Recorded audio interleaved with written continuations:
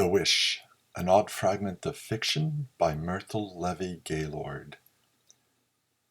Burnt and scarred by the hot breath of passion and the deep wounds of life, the mother took the newborn girl child, Leonore, to her breast for the first time.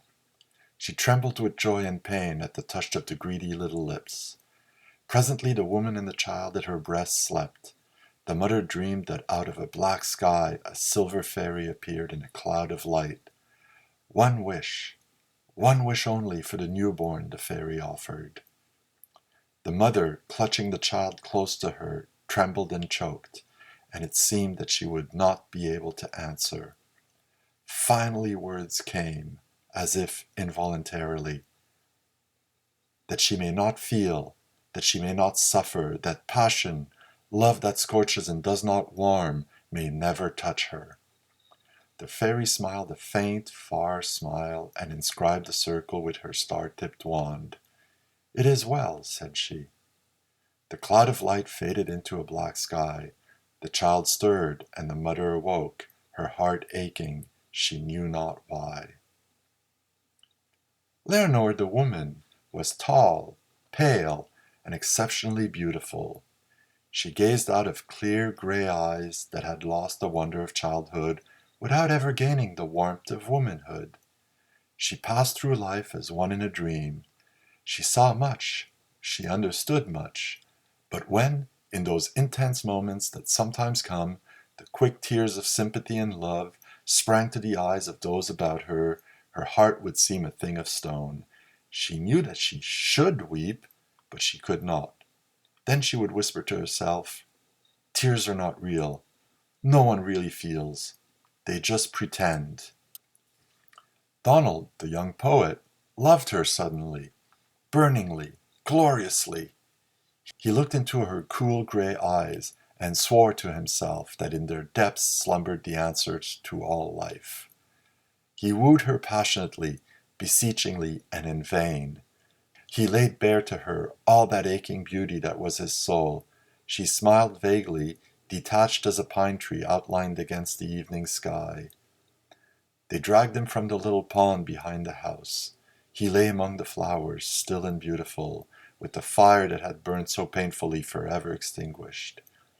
There were tears in the eyes of those who had gathered around him in the great gray room, tears in the eyes of all save Leonore. Leonore looked at the waxen face and thought only that it was beautiful. She did not weep. "How cruel," she heard them whisper. "It was for love of Leonore, and she is a stone. She does not feel." For many days she struggled with this thought. She did not feel. How could she feel? She began to look for misery that she might weep. She went to the funeral of a child who had died at its mother's breast. But neither the child in the little white casket, nor the mother with her streaming hair and wild eyes could bring tears to Leonore. One night she sat before the fireplace in her bedroom, staring at the flames. The flickering light fascinated her. For a long time she sat motionless, watching it. Then, out of the glowing heart of the fire, Donald spoke to her. "Leonore, you can feel, but you will not." She shook her head sadly. "I cannot.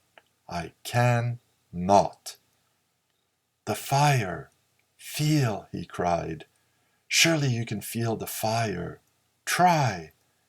Obediently, she placed her slim white hand into the flames. "You feel! Now you do feel!" he begged her. "No," she whispered. "No." "You are not a woman," he gasped.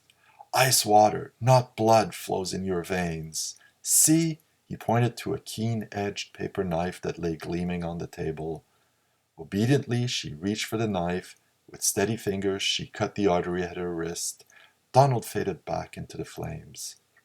When they found her in the morning, they knew that she had sought death, but they could not understand why she had burnt her left hand so cruelly.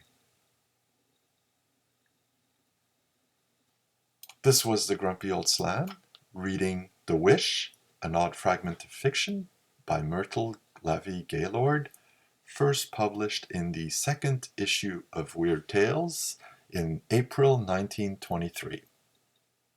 I'll see you next time.